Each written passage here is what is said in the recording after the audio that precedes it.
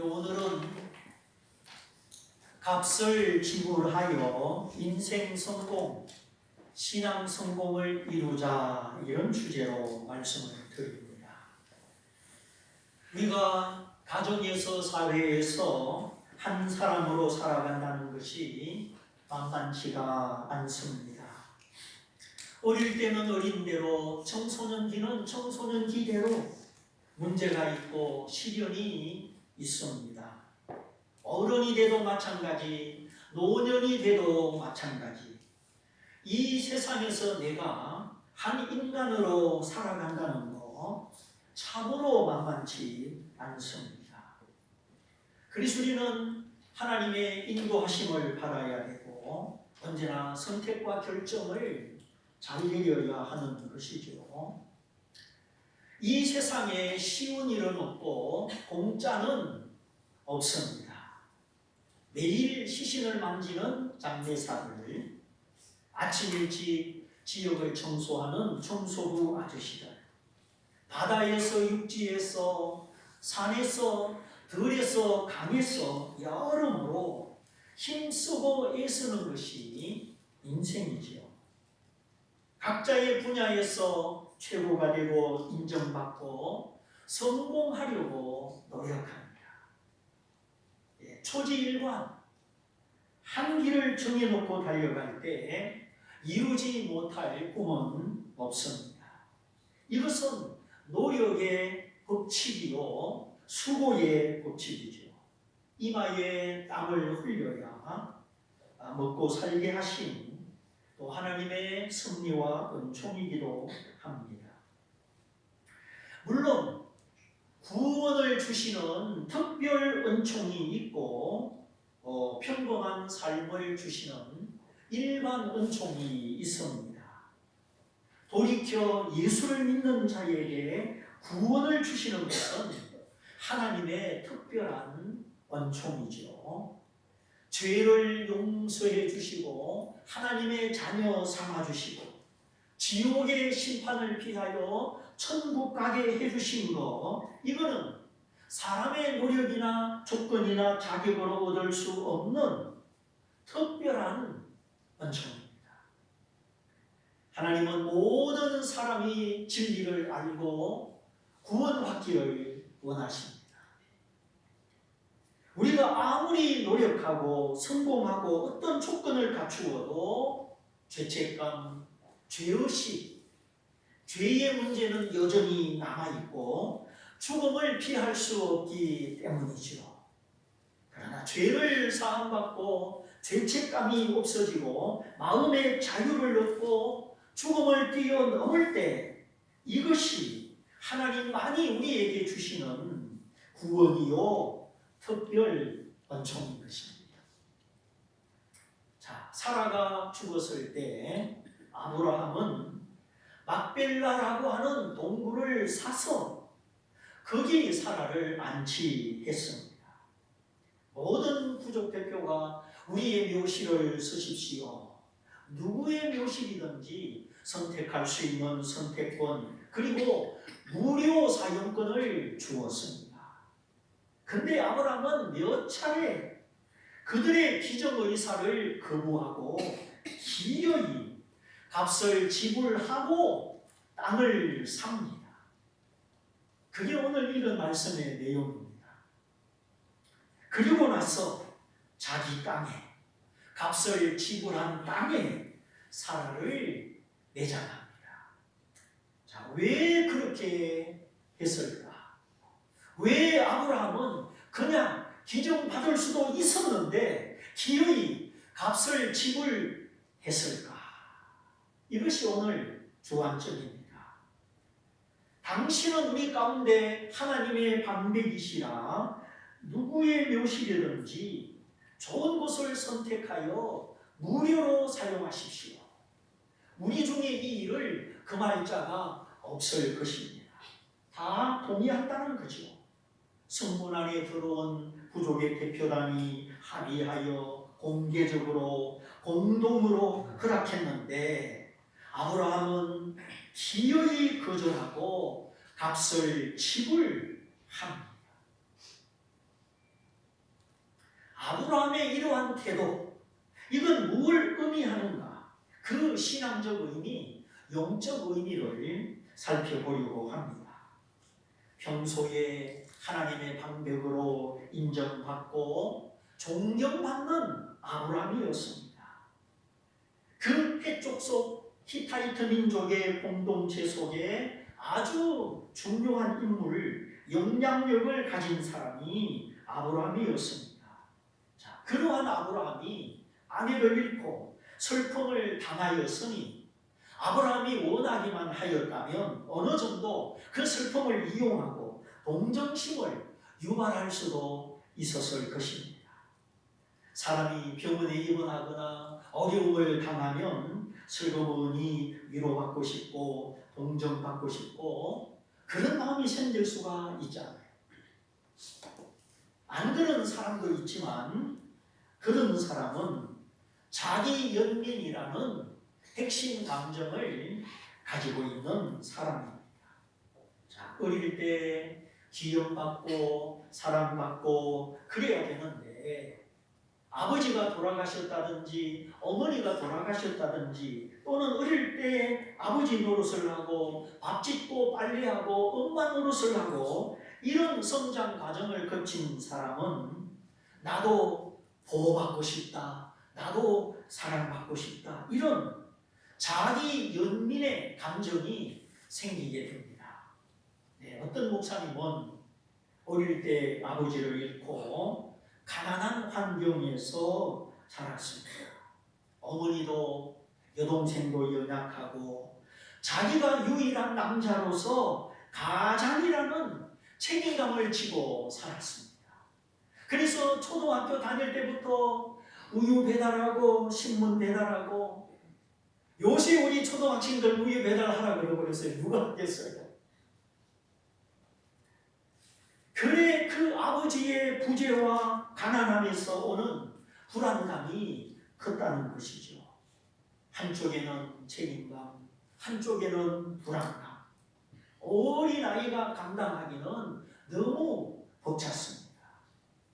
그래서 이 어린 소년의 마음속에 나도 연약해, 나도 보호받고 싶어, 이런 자기 연민의 감정이 조성이 되었다는 거예요. 떳떳하게 책임지는 사람으로 갑질을 하는 사람으로 성장했다기보다는 누군가를 의지하고 관심받고 싶은 이런 연민의 감정 속에 자라왔다는 것입니다. 자, 이런 감정을 품고 그냥 성장하면 늘 사랑의 결핍이나 관심의 결핍을 호소하면서 미성숙한 어린아이처럼 자기중심적으로 살아가기가 쉽습니다. 이기심과 자기중심성은 조금 차원이 다르죠. 이런 모습이 지나치면 사람 중독, 누군가를 의지하고 누군가를 붙드는 사람 중독으로 나아갈 수도 있습니다. 이걸 요즘 관계 중독이라고 하죠. 너무 관계에 의지하고 혼자 뭘 하지 못하는 이런 상태를 관계 중독이라고 합니다. 특별히 처녀들이 연애할 때 이 남자가 별로고 때로는 때리기도 하고 그런데도 깨끗하게 놓아버리지 못하고 결별하지 못하고 그 남자를 의지합니다. 매를 맞으면서도 의지합니다. 버림받지 않으려는 애착, 홀로 서지 못하는 의존적 심리와 감정이 너무 지나친 것이죠. 각자의 독립된 인격, 각자의 성숙한 인격이 만나야 되는데 어떤 사람에게 매달리는 의존적 심리, 사람 중독, 관계 중독, 이것도 잘 분별을 해야 되고 우리가 늘 말씀 안에 예수 안에 우리가 건강한 사람으로 이렇게 살아가야 되는 이유가 바로 이런 것을 우리가 잘 벗어나야 되기 때문이죠. 이런 모습의 뿌리에 자기 스스로를 너무 불쌍하게 여기는 자기 연민의 감정이 숨어 있는 것입니다. 열등감, 낮은 자존감, 여러 가지 자기 안에 깊이 숨어 있는 감정, 핵심 감정, 지지난주에도 말씀을 드렸죠. 우리가 신앙이 성숙한다는 것은 감정을 이해하고 감정을 잘 처리하고 우리 감정의 성숙과 함께 전인적인 성숙을 가져올 때 그게 신앙의 성숙입니다. 화를 잘 내는 사람, 불필요하면 거짓말하고 순간의 상황을 모면하는 사람, 우리 여러 가지 약함을 가지고 있죠. 근데 성숙한 신앙은 하나님을 사랑하고 이웃을 사랑하는 것입니다. 하나님의 은혜를 입고 성숙한 신앙은 언제나 그 관심과 에너지가 하나님을 향하여 열려 있고 이웃을 향하여 오픈되어 있는 것입니다. 어릴 때 가장 노릇을 해야 되는 자기 연민에 빠진 이 소년, 사춘기 때 하나님을 믿고 이제 기도하는데 하나님 아버지라고 불러야 되는데 아버지라는 말이 안 나오더라고요. 몇 달 동안 끙끙거리면서 하나님을 아버지라고 좀 친근감을 느낄 수 있도록 하나님을 아버지로 부를 수 있기 위하여 기도하는 겁니다. 일찍이 아버지가 돌아가시고 아버지 사랑을 받은 기억이 없고 아버지라고 불러본 적이 없으니까 하나님을 믿으면서도 하나님을 향하여 아버지 이 말이 안 나오는 거예요. 그러던 어느 날 아버지 하고 처음으로 외침이 터져 나왔는데 그 순간 하나님 아버지가 자기를 품어주시고 그 아버지 품에 안긴 것처럼 마음이 평안하고 행복감을 느끼게 되었습니다. 그날 아버지 몇 시간 동안 다른 기도는 안 하고 아버지라고만 부르면서 아버지와의 만남을 통해서 불안과 강박, 자기 연민의 어두운 그림자가 깨끗이 사라졌다고 고백을 하였습니다. 하나님의 사랑, 나를 품어주시는 아버지의 사랑, 사랑을 치유하는 것은 사랑뿐입니다.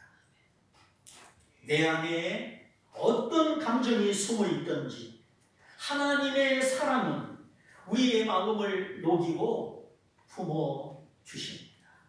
그래서 우리는 언제나 우리의 마음을 하나님 앞에 토하면서 하나님 앞에 기도로 나갈 때 하나님이 우리를 만지시고 고쳐주시고 우리를 싸매어 주시는 줄 믿습니다. 자, 함께 고향을 떠난 믿음의 동반자, 90년, 100년이라는 긴 인생을 동고동락했던 믿음의 동행자, 아브라함이 있는 곳에 늘 함께 있었던 사람, 그가 아브라함을 남겨두고 세상을 먼저 떠났으니 아브라함의 슬픔은 사라의 시신과 함께 깊이 잠겼습니다. 이런 슬픔의 감정, 꾸며낸 것도 아니고 자기 연민도 아니고 한 인간으로서 자연스럽고 진실한 감정이죠. 자, 그렇다면 평소에 하나님의 지도자, 하나님의 방백으로 존중받은 아브라함, 이왕에 사라의 죽음을 통하여 슬픔을 이용하고 동정심을 이용할 수도 있었을 것입니다. 집에 어린아이들이 그렇잖아요. 손님이 오면 갑자기 층을 대고 아이스크림 달라 그러고 말을 안 듣죠. 손님이 옆에 있으니까. 그 아이들의 적절한 필요를 너무 무시해도 안 되지만 감정을 이용하고 어떤 상황을 이용하고 그런 모습에 지나치게 익숙하도록 방관해도 안 되는 것이죠. 그렇다고 너무 또 나무라지 말고. 근데 어떤 아이는 학교 갈 시간이 되면 배가 아프다 그러면서 학교를 회피합니다. 진짜 배가 아파서 그럴까요? 학교 가면 무슨 불편한 일이 기다리고 있어서 그럴까요? 네. 이런 자녀의 행동이 무책임한 도피 현상이냐 회피 현상이냐, 아니면 왕따를 받고 있든지 일진애를 만나서 괴롭힘을 받고 있든지 그 정신연령 나이에 맞지 않는 과중한 짐을 맞닥뜨리고 있는 것은 아닌가. 이런 것을 잘 분별할 필요가 있습니다. 어른 된 우리도 마찬가지죠. 내가 회피하는 사람인지 너무 무거운 짐을 지고 있는지 살펴봐야 되겠죠. 인생의 동반자를 잃어버린 깊은 슬픔에 잠긴 아브라함. 그러나 아브라함은 그 슬픔을 이용하거나 어떤 동정심도 유발하지 않습니다. 히타이터 부족의 대표단이 당신은 슬픔을 당하였고 우리 가운데 하나님의 방백이시니 누구의 묘실을 택하든지 좋은 곳을 택하여 무료로 사용하십시오. 그러나 아브라함은 허리 숙여 인사하고 정중히 거절합니다. 그리고 아브라함이 한 발짝 더 나가서 구체적으로 어떤 장소를 거명하고 돈 주고 사겠다고 하죠. 여러분이요, 소알의 아들 에브론의 소유 막벨라 굴을 내게 팔 수 있도록 여러분들이 나서서 좀 중재를 해 주십시오. 사람의 이름이 거명됐습니다. 구체적인 장소가 발표되었습니다. 근데 소알의 아들 에브론도 그 부족 대표단 중에 한 사람이라 그 시간 그 장소 그 모임에 앉아 있었습니다. 그리 이 에브론이 일어나서 발표를 합니다. 아브라함을 향하여 내 주여 그림하시고 내 말을 들어보십시오. 여기 모든 분들이 증인으로 보는 가운데 제가 말합니다. 내가 그 밭을 당신에게 드리고 그 밭 속에 있는 굴도 드립니다. 그러니 당신은 지정을 받으셔서 그냥 받으셔서 장사를 지내십시오. 이 에브론이 하는 말을 가만히 살펴보면 내가 하는 말이 3번, 아브라함 당신에게 하는 말이 3번, 그냥 드립니다 하는 말이 3번이 나옵니다. 이 땅의 소유자 내가 아브라함이라는 당신에게 드린다 3번씩 확실한 기정의사를 밝힙니다. 죽이시는데 억지로 예의를 갖추거나 체면을 차리거나 그런 게 아닙니다. 내가 당신에게 드립니다. 정확한 의사를 표시하고 진실하고 확정적인 기정의 의지를 표명했습니다. 자, 이만하면 평소에 존경을 받았겠다, 아내가 죽어서 큰 슬픔을 당하였겠다, 못 이기는 척하고 그냥 받을만 한 대로 아브라함의 태도는 확고부동한 것입니다. 에브론의 말이 끝나기가 무섭게 에브론이요, 당신이 합당하게 여기면 또 내 말도 들어보시오. 내가 그 밭의 값을 당신에게 주리니 당신은 이 값을 내 손에서 받으시오. 앞에서 말한 대로 준가, 시가대로, 시장 가격대로 한 푼의 애누리도 없이 줄 테니 받으시오. 그러자 에브론의 반응, 내 주여 들으시오. 이 밭을 굳이 값으로 따지자면 400세겔이지만 당신과 나 사이에 어찌 거래를 하겠습니까? 우리 사이는 돈으로 사고 파는 그런 관계가 아니니 제발 내 말대로 그냥 받으십시오. 에브론이 두 번째 자기 의사를 밝혔습니다. 그러자 아브라함은 에브론이 그런 말뜻으로 거래하겠다는 뜻으로 말한 것이 아닌데 400세겔이라는 말이 나왔다고 그 말을 고리 잡고 저울에 달아서 은 400세겔을 아브라함이 에브론에게 줍니다.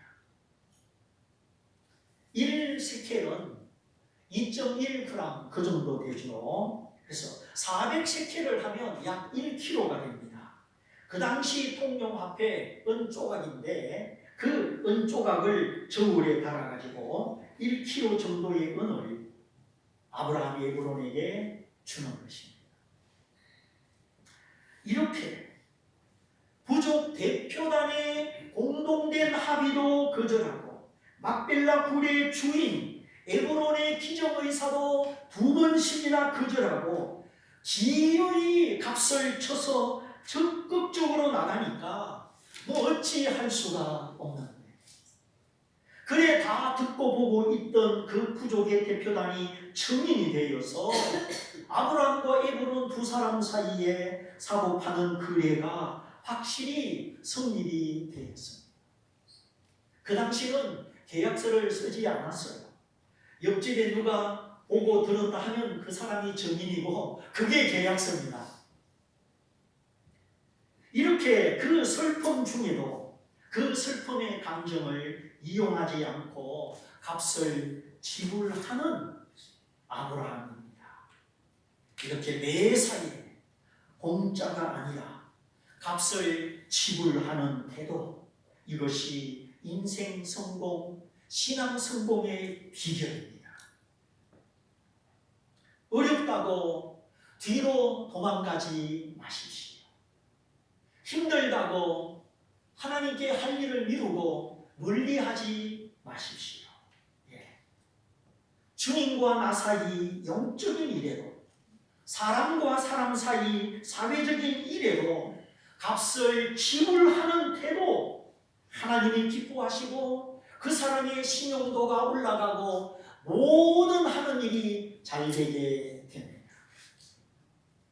값을 지불하지 않는 사람은 절대 신용도가 올라가지 않습니다. 그래서 무엇을 맡길 수가 없는 것이죠. 그러므로 기대는 심리, 공짜의식, 자기 연민, 의존심, 이런 심리, 이런 감정은 자기 발전에 도움이 안 됩니다. 가장 무서운 것은 하나님의 은혜를 기뻐하면서도 그 받은 은혜에 보답을 하지 않고 은혜에 익숙해져 버리는 것입니다.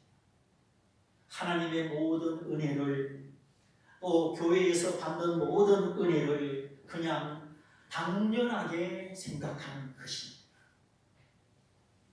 남편이 돈을 벌어오는 것이 당연하고, 아내가 살림 살고 밥 준비하는 것이 당연하고, 아이들이 하나님이 지키시는 가운데 잘 자라는 것도 당연하고, 매일같이 수많은 사람이 준비하여 이 예배를 드리는 것도 당연하고, 감사가 없고 보답이 없고 참여가 없고 모든 것이 당연한 상태, 이거는 신앙의 미숙함이요 인격의 미숙함입니다. 자, 이 예배 한번 드리려면 누군가 이 예배당을 청소해야 됩니다. 매주 돌아가면 청소 당번이 있지요. 또 설교를 준비하고 주보를 만들고 이 PPT를 또 띄우고, 찬양되는 찬양을 준비하고, 기도하는 분은 또 기도를 준비하고, 누군가 일찍 와서 예배당 문을 열고 전기불을 켜고 기타를 켜고, 또 안내하고 헌금위험으로 나서고 차량을 운행하고 식사를 준비하고, 이렇게 해서 이 예배가 한번 드려집니다. 하나님이 예배를 통하여 말씀하시고 갈 길을 비춰주시고 나를 고쳐주시고 우리가 이 예배, 이 말씀을 통하여 살아갑니다. 우리 예배를 안 드리면 우리 영혼이 피폐해서 우리가 살아갈 수가 없게 되죠. 그런데 몸만 나오면서 예배 시간에 늦게 오십니다.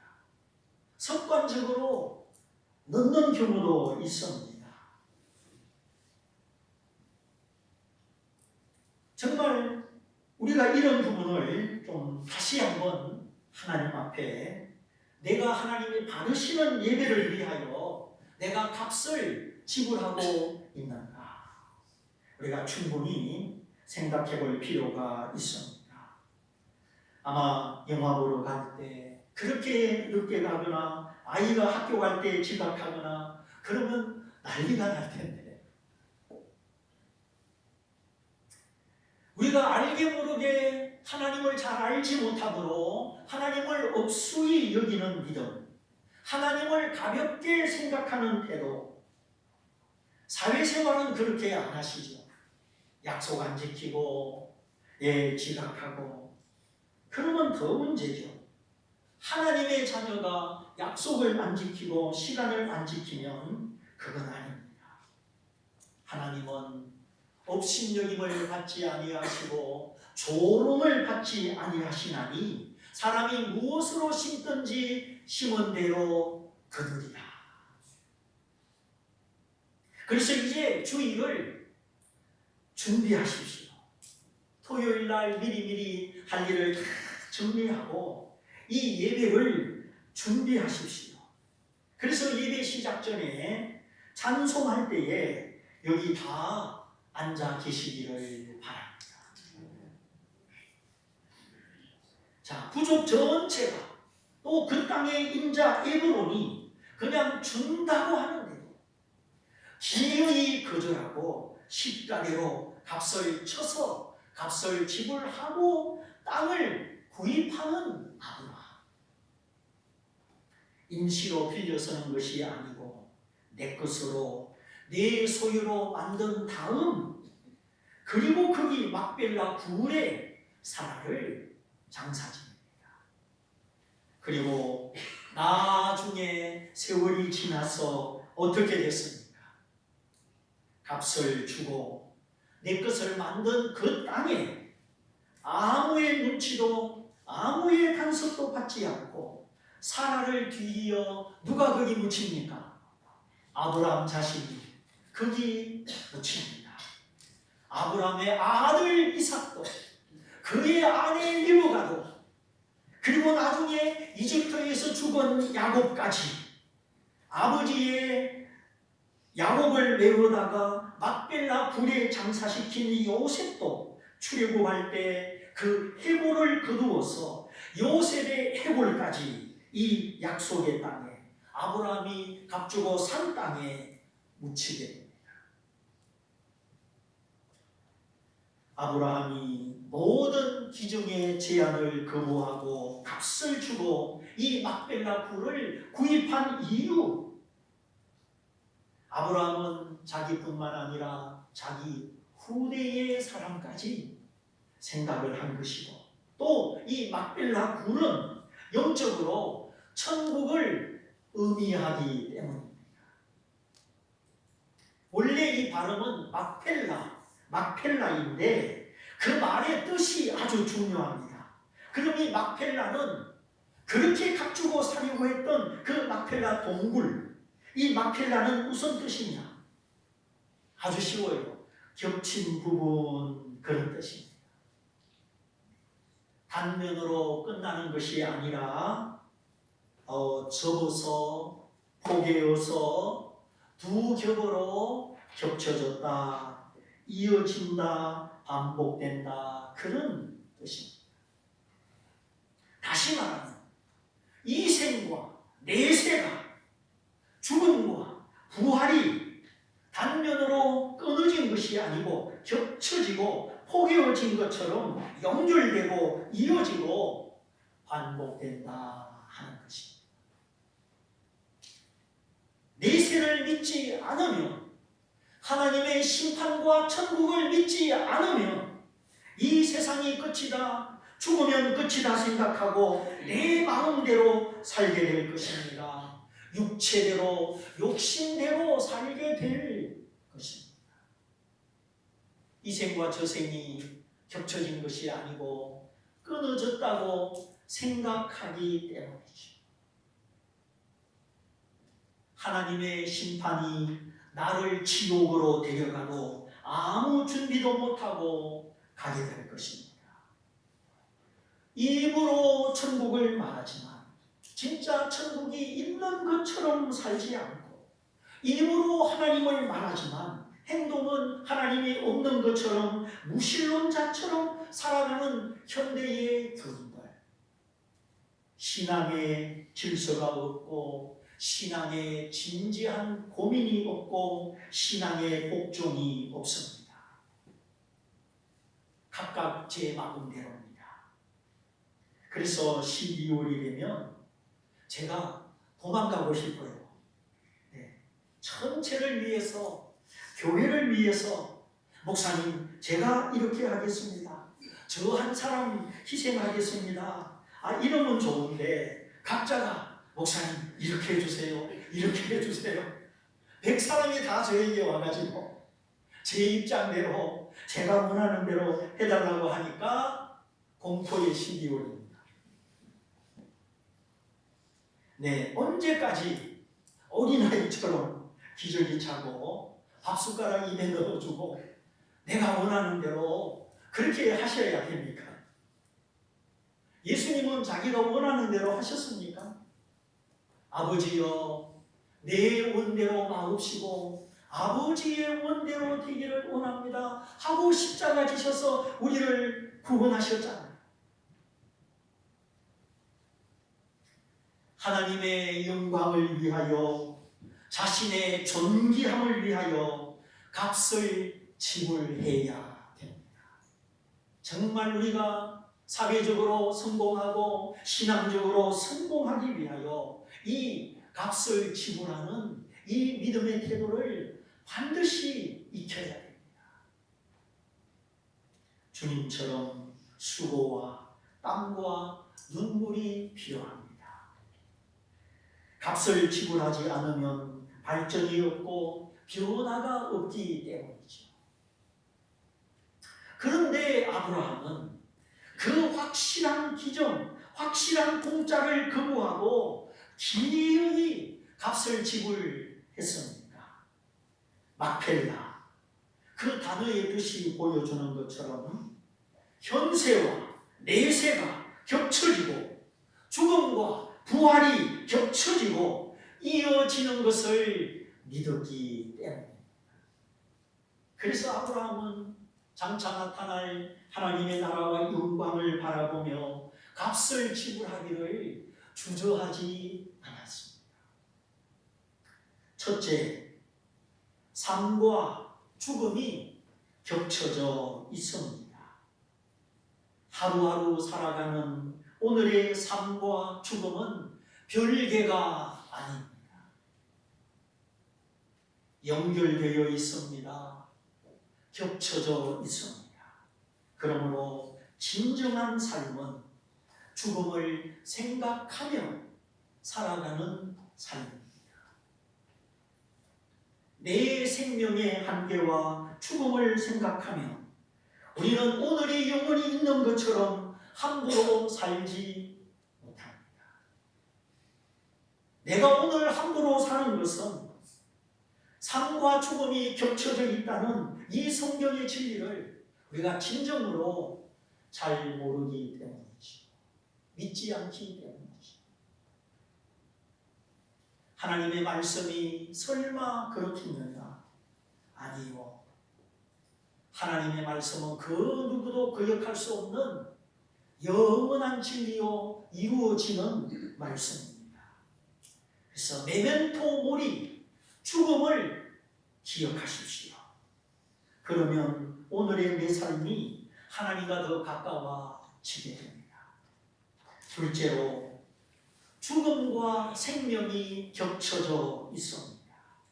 즉 죽음으로 끝이 아니고 죽음 이후 하나님의 영원한 심판과 하나님의 영원한 생명이 시작됩니다. 죽음은 끝이 아니요 천국 문이 열리고 영생에 들어가는 시작입니다. 그러므로 죽음과 생명은 막펠라 겹쳐져 있습니다. 이어져 있습니다. 셋째로 이생과 내세가 겹쳐져 있습니다. 그러므로 갑자기 죽음을 맞이하면 안 됩니다. 준비되지 아니한 죽음을 맞이하면 안 됩니다. 내가 숨쉬는 동안, 살아있는 동안 예수님을 믿고 지금 천국이 내 가슴 속에 있어야 합니다. 그래서 이 땅에서 내 가슴에 천국이 있을 때 또 그것이 내세의 천국으로 겹쳐지고 이어지는 것입니다. 넷째로 이 땅의 수고와 하늘의 상급이 겹쳐져 있습니다. 선지자를 위하여 냉수 한 그릇 대접한 것도 하나님이 잊지 않고 기억하사 그 사람에게 선지자의 상을 주신다 말씀하셨죠. 선지자의 마음을 시원하게, 선지자의 목마름을 해갈시켜주는 신앙의 봉사, 신앙의 순종, 그것이 다 내가 선지자가 아니지만 하나님은 선지자를 대접하면 그 사람에게 선지자의 상을 주신다 하였습니다. 그러므로 이 땅의 수고와 충성과 눈물, 하나님 앞에 결코 헛되이 돌아가지 아니하니 수고와 상급이, 상급과 수고가 겹쳐져 있음을 믿고 언젠가 그 겹쳐진 부분을 펼쳐서 하나님이 우리 눈앞에 보여주실 것입니다. 다섯째로 고난과 영광이 겹쳐져 있습니다. 이 땅에서 주님을 위하여 받는 고난 반드시 겹쳐져 있기 때문에 펼쳐지는 날 영광으로 나타나게 되는 것입니다. 믿음과 영생이 겹쳐져 있습니다. 머지않아 주님 다시 오시는 그날 하나님의 모든 예언이 완성되고 모든 말씀이 성취될 때 사망을 이겨 우리에게 생명을 주실 것이고 우리의 눈에 눈물과 애통을 닦아주시고 하늘의 위로와 하늘의 복락으로 채워주실 것입니다. 영원한 사망, 영원한 지옥을 피하여 하나님과 더불어 왕노릇하고 하나님과 더불어 세세토록 다스리게 될 것입니다. 지금은 자다가 깰 때요.